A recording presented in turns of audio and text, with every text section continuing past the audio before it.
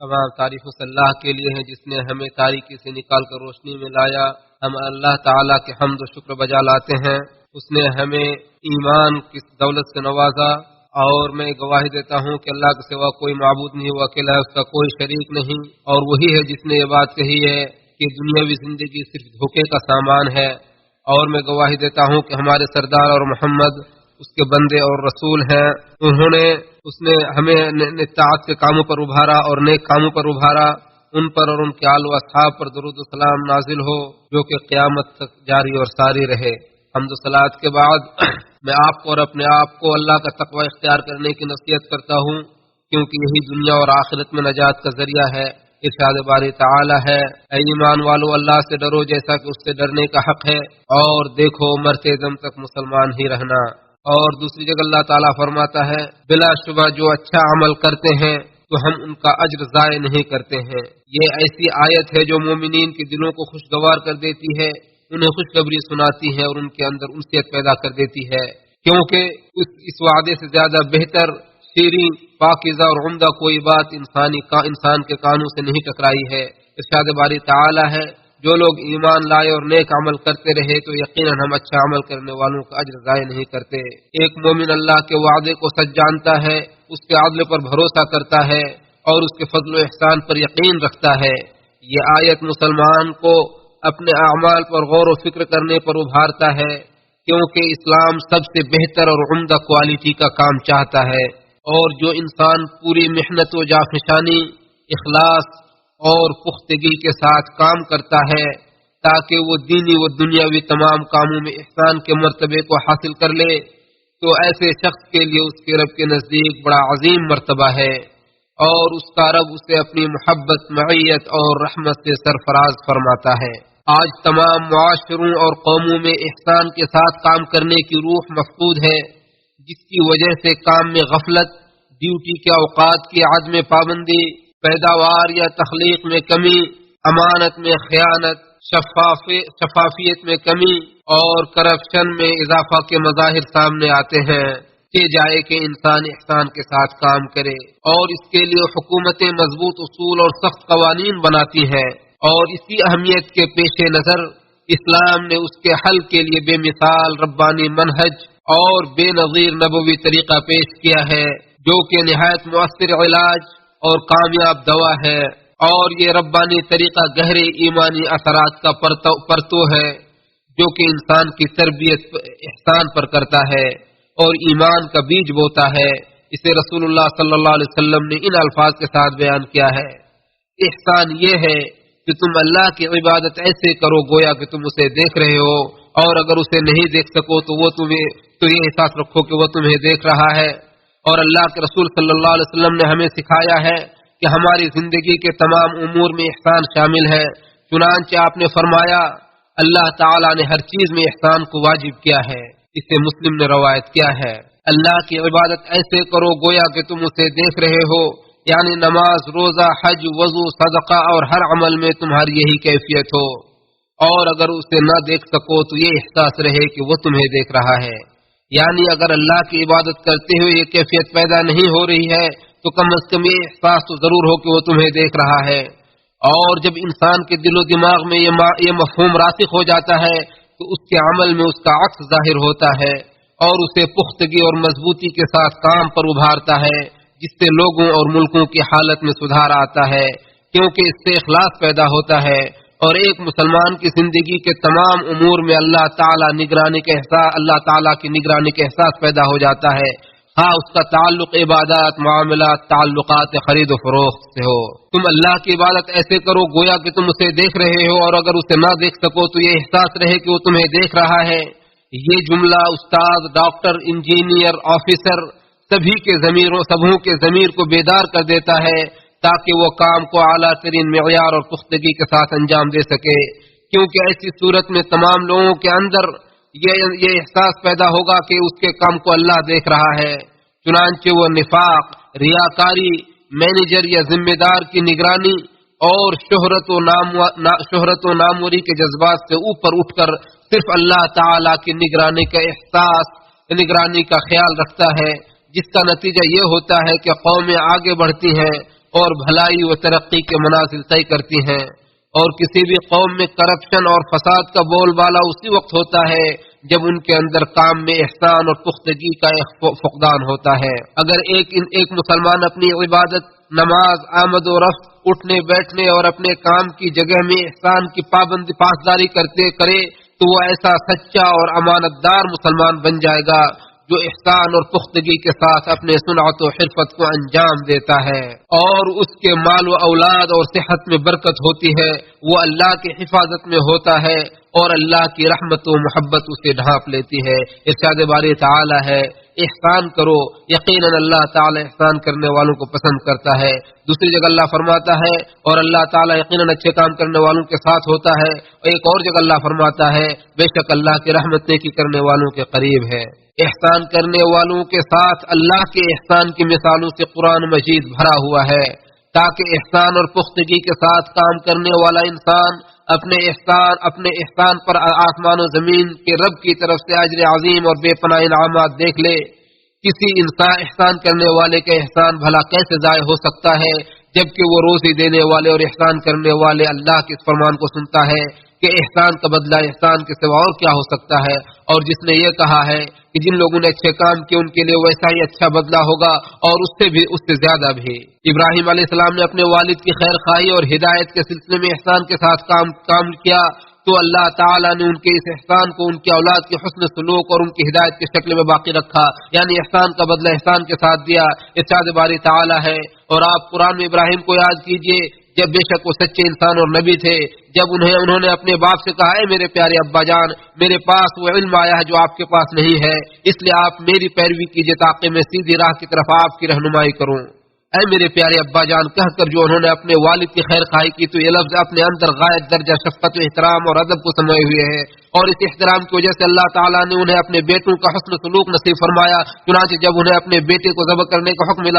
ملا تو بیٹے نے باپ کی مکمل اطاعت و فرما برداری کرتے ہوئے اللہ کے سامنے سر تسلیم خم کر دیا اور کہا کہ اے میرے پیارے ابا جان، آپ کو جو حکم دیا گیا ہے وہ کر گزریے، اللہ نے چاہا تو آپ مجھے صبر کرنے والے پائیں گے۔ اسی طرح اللہ کے نبی یوسف علیہ السلام نے خوبصورتی کی نعمت پر عفت و امانت کے ذریعے احسان کے ساتھ اللہ کی شکر گزاری کی تو اللہ تعالیٰ نے ان کے اس احسان کے بدلے انہیں نبوت و سرداری اور بلند مقام پر فائز کیا۔ اللہ کا ارشاد باری تعالیٰ ہے، اور جس عورت کے گھر میں وہ رہتے تھے اس نے انہیں گناہ پر ابھارا اور دروازے بند کر دے اور کہا کہ آ جاؤ اپنی خواہش پوری کر لو، تو یوسف نے کہا کہ اللہ کی پناہ تمہارا شوہر میرا آقا ہے، اس نے مجھے بہت اچھی طرح رکھا ہے، بے شک ظالم لوگ کامیاب نہیں ہوتے۔ تو اللہ تعالیٰ نے بھی ان کے ساتھ احسان کرتے ہوئے ان کی حفاظت کی اور انہیں زمین پر قدرت عطا کی اور یہ بتایا کہ وہ احسان کرنے والوں میں سے تھے۔ ارشاد باری تعالیٰ ہے، اور اس طرح ہم نے یوسف کو سرزمین مصر کا اقتدار دے دیا تاکہ اس میں جہاں چاہے رہے، ہم اپنی رحمت سے جسے چاہتے ہیں دیتے ہیں اور ہم نیک عمل کرنے والوں کا اجر ضائع نہیں کرتے ہیں۔ اسی طرح اللہ کے نبی ایوب علیہ السلام نے لمبی مدت تک مصیبت پر صبر کیا تو اللہ تعالیٰ نے ان پر احسان کرتے ہوئے اپنی وسیع رحمت اور عظیم برکت سے بہت زیادہ خیر و بھلائی سے نوازا۔ ارشاد باری تعالیٰ ہے، بے شک ہم نے ان کو صبر کرنے والا پایا تھا، وہ میرے اچھے بندے تھے، وہ بے شک اپنے رب کی طرف رجوع کرنے والے تھے۔ نیز فرمایا، چنانچہ ہم نے ان کی دعا قبول کی اور جو بیماری انہیں لگی تھی اسے دور کر دیا، اور انہیں ہم نے صرف ان کے اہل و عیال ہی نہ دیے بلکہ ان کے ساتھ اتنے ہی اور بھی دیے، اور یہ ہماری طرف سے خاص رحمت تھی اور اس میں بھی عبادت گزاروں کے لیے ایک سبق تھا۔ اسی طرح جب ہمارے نبی صلی اللہ علیہ وسلم پر غار حرا میں فرشتہ وحی لے کر آئے تو آپ نے اپنی بیوی خدیجہ رضی اللہ عنہ سے کہا کہ مجھے اپنی جان کا خطرہ لگ رہا ہے، تو انہوں نے کہا کہ آپ خوشخبری سن لیں، اللہ کی قسم اللہ تعالیٰ کبھی بھی آپ کو ضائع و برباد نہیں کرے گا، کیونکہ آپ صلہ رحمی کرتے ہیں، سیدھی سچی بات کرتے ہیں، لوگوں کا بوجھ اٹھاتے ہیں، مہمان نوازی کرتے ہیں اور مصیبت پر لوگوں کی مدد کرتے ہیں۔ اسے مسلم نے روایت کیا ہے۔ چنانچہ اللہ تعالیٰ ایسے شخص کو کبھی بھی رسوا نہیں کرے گا جو اپنے معاشرہ، وطن اور قوم کے ساتھ نیکی اور بھلائی سے پیش آتا ہے۔ اسی طرح ابو بکر صدیق رضی اللہ عنہ نے نبی صلی اللہ علیہ وسلم کا ساتھ دینے اور ان کی تصدیق کرنے میں احسان کیا تو اللہ تعالیٰ نے ان پر احسان کرتے ہوئے انہیں آخری نبی کا خلیل اور ان کا خلیفہ بنا دیا۔ نبی صلی اللہ علیہ وسلم ابو بکر صدیق رضی اللہ عنہ کی فضیلت بیان کرتے ہوئے فرماتے ہیں، تم لوگ تم لوگوں میں سب سے زیادہ مجھ پر احسان کرنے والا اپنے صحبت اور اپنے مال سے احسان کرنے والا ابو بکر صدیق رضی اللہ عنہ ہے، اور اگر میں اپنی امت میں سے کسی کو خلیل بناتا تو ابو بکر کو خلیل بنا لیتا۔ البتہ اسلام کے لیے اللہ کے لیے بھائی چارہ باقی رہے گا۔ سن لو، تم لوگ مسجد میں کھلنے والے تمام چھوٹے دروازوں کو بند کر دو سوائے ابو قحافہ کے چھوٹے دروازے کے۔ اسی طرح جب ذوالنورین عثمان رضی اللہ عنہ نے اللہ تعالیٰ کے عطا کردہ مال سے صدقہ اور خیرات کر کے احسان کیا تو اللہ تعالیٰ نے ان کے ساتھ احسان کرتے ہوئے ان کی نشانی کو باقی رکھا اور انہیں بے حد حساب نیکی اور مالداری سے نوازا۔ رسول اللہ صلی اللہ علیہ وسلم نے 2 مرتبہ یہ فرمایا کہ آج کے بعد سے اگر عثمان کوئی عمل نہ کرے تب بھی انہیں کوئی نقصان نہ ہوگا۔ اسے ترمذی نے روایت کیا ہے۔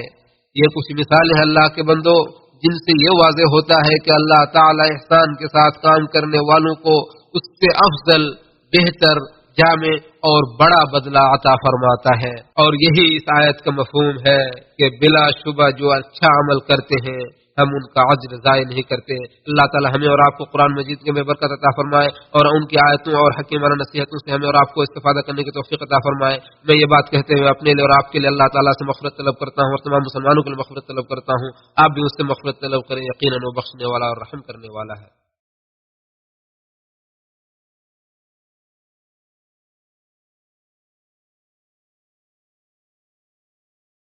تمام تعریفیں اللہ کے لیے ہے اور ایسی تعریف جو شکر گزاروں کی تعریف ہے۔ میں اللہ کی تعریف اور میں اللہ کی حمد بیان کرتا ہوں اور یقیناً وہ صابروں کا دوست اور مددگار ہے، اور میں گواہی دیتا ہوں کہ ہمارے سردار اور نبی محمد صلی اللہ علیہ وسلم اس کے بندے اور رسول ہیں جن کو اللہ نے ہدایت اور واضح روشنی کے دے کر بھیجا۔ ان پر اور ان کے آل و اصحاب پر درود و سلام نازل ہو۔ حمد و صلوات کے بعد میں اپنے آپ کو اور آپ کو اللہ کا تقوی اختیار کرنے کی وصیت کرتا ہوں اور اپنے عمل میں اچھے سے کام کرنے کی وصیت کرتا ہوں، اور احسان کے ساتھ کام کرنا دراصل خود اپنے اوپر احسان کرنا ہے۔ اللہ تعالیٰ فرماتا ہے کہ اگر تم اچھا کام کرو گے تو اپنے لیے کرو گے، اور بعض سلف کا قول ہے کہ نہ تو میں نے کسی پر احسان کیا نہ کسی کے ساتھ برا سلوک کیا، بلکہ میں نے خود اپنے اوپر احسان کیا اور اپنے ساتھ برا کیا۔ اسی طرح ایک مسلمان کو یہ جاننا چاہیے کہ وہ جو کچھ بھی احسان کر رہا ہے وہ در حقیقت اللہ تعالیٰ کی ان نعمتوں پر شکر گزاری کر رہا ہے جو اللہ تعالیٰ نے اسے دیے ہیں۔ ارشاد اللہ تعالیٰ فرماتا ہے اور جس طرح اللہ نے تم پر احسان کیا ہے تم بھی احسان کرو۔ اس لیے اگر اللہ نے کسی کو کشادہ رزق، مال و دولت، جاہ و منصب اور علم سے نوازا ہے تو اسے چاہیے کہ وہ اللہ کی شکر گزاری کرے اور اللہ کی دی ہوئی نعمت کو جائز اور مشروع راستوں میں لگائے، جیسا کہ نبی صلی اللہ علیہ وسلم نے بریرہ رضی اللہ عنہا کے شوہر مغیث رضی اللہ عنہ کے لیے ان سے سفارش کی اور اپنے صحابہ کو بھی سفارش کا حکم دیتے ہوئے فرمایا تم لوگ سفارش کرو تو اس پر تمہیں اجر ملے گا۔ اسے بخاری اور مسلم نے روایت کیا ہے۔ اللہ کے بندو، اللہ کے ہدایت کے رسول صلی اللہ علیہ وسلم پر درود سلام بھیجو۔ اللہ نے ان پر درود سلام کا حکم دیتے فرمایا بے شک اللہ اور اس کے فرشتے نبی پر درود سلام بھیجتے ہیں، تم بھی ان پر درود سلام بھیجو۔ اے اللہ، اللہم صلی وسلم علی عبدک و رسولک محمد وعلی آلہ وصحبہ وسلم۔ اے اللہ تو خلفاء اربعہ راشدین ابو بکر، عمر، عثمان و علی رضی اللہ عنہ سے اور ان کے آل اور تمام صحابہ کرام سے اور ان کے ساتھ ساتھ ہم سے بھی اللہ تو راضی ہو جا۔ اے اللہ اے ارحم الراحمین، اے اللہ تو اسلام اور مسلمانوں کو غلبہ عطا فرما، اے اللہ تو اسلام اور مسلمانوں کو غلبہ عطا فرما اور شرک اور مشرکوں کو ذلیل و رسوا فرما دے۔ اے اللہ تو اپنے اور دین کے دشمن کو تہوبالا کر دے۔ اے اللہ تو اس ملک کو اور تمام مسلم ممالک کو امن و امان اور خوشحالی کا گہوارہ بنا دے۔ اے اللہ تو ہم تجھ سے جنت سے قریب کرنے والے قول و عمل کا سوال کرتے ہیں اور ہم تجھ سے جہنم اور اس سے قریب کرنے والے قول و عمل کی سے پناہ چاہتے ہیں۔ اے اللہ ہم تجھ سے قریب دیر جلدی یا دیر اور جسے ہم جانتے جسے نہ جانتے تمام بھلائی کا سوال کرتے ہیں، اور ہم تو تیری پناہ چاہتے ہیں ہر برائی سے قریب ہو یا دیر جسے ہم جانتے ہیں اور جسے ہم نہیں جانتے ہیں۔ اے اللہ ہم تجھ سے خیر کو اور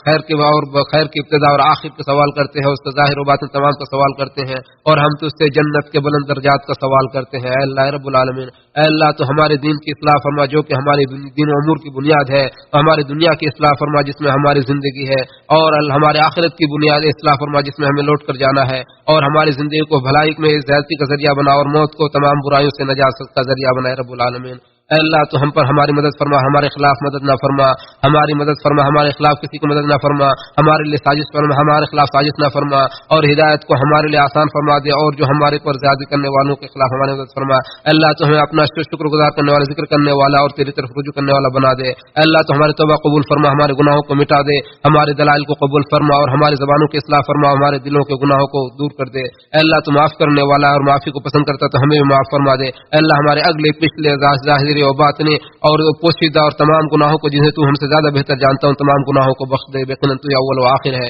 تیرے سوا کوئی معبود نہیں ہے۔ اللہ اگر ہم بھول جائے، ہم کوئی خطا کرے تو ہماری مواخذہ نہ فرما، اللہ ہم پر ہم سے پہلے لوگوں کی طرح بوجھ نہ ڈال۔ اے اللہ تو ہمیں ہم سے طاقت سے زیادہ بوجھ نہ ڈال، ہماری مغفرت فرما، ہم پر رحم فرما۔ یقیناً تو ہمارا مولا ہے، ہم کافر کے خلاف ہماری مدد فرما۔ اے اللہ ہم تجھ سے نعمت کے زوال سے اور عافیت کے بدل جانے سے اور اجانت کی تیری پکڑ سے اور تیری تمام ناراضگی سے پناہ چاہتے ہیں۔ اے اللہ ہم تجھ سے عجز، کاہلی، سستی اور بڑھاپے سے اور قرض کے بوجھ سے پناہ چاہتے ہیں۔ اے اللہ ہم تجھ سے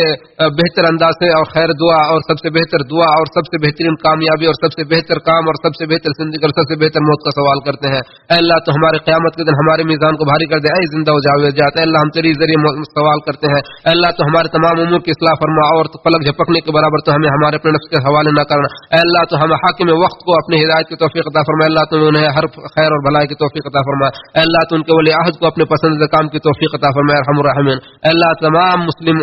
حکمرانوں کو اپنے کتاب کے پر عمل کرنے اور اپنے تیرے شریعت کو نافذ کرنے کی توفیق عطا فرما۔ اے اللہ ہم نے اپنے نفسوں پر ظلم کیا، اور اگر تو نے رحم نہیں کیا تو ہم خسارہ اٹھانے والوں میں سے ہو جائیں گے۔ اے اللہ تو ہمیں اور ہم سے پہلے گزر جانے والی مومن بھائیوں کی مغفرت فرما، اور ہمارے دلوں میں مومنوں کے لیے کوئی بھی کینہ و کپٹ نہ رکھ۔ یقیناً تو بخشنے والا، رحم کرنے والا۔ اللہ تو ہمیں دنیا بھلائی عطا فرما، آخرت میں بھلائی عطا فرما، اور جہنم کے عذاب سے محفوظ فرما۔ بے شک اللہ تعالیٰ عدل و احسان اور نیک بھلائی کو حکم دیتا ہے، اور فواحش منکرات اور زیادتی سے روکتا ہے۔ وہ تمہیں نصیحت کرتا ہے تاکہ تم نصیحت حاصل کرو۔ عظیم و جلیل کو اللہ کو یاد کرو، تمہیں یاد کرے گا۔ اس کی نعمتوں پر شکر گزاری کرو تو تمہیں مزید عطا فرمائے گا، اور اللہ کا ذکر عظیم ہے، اور اللہ جانتا ہے جو کچھ تم کرتے ہو۔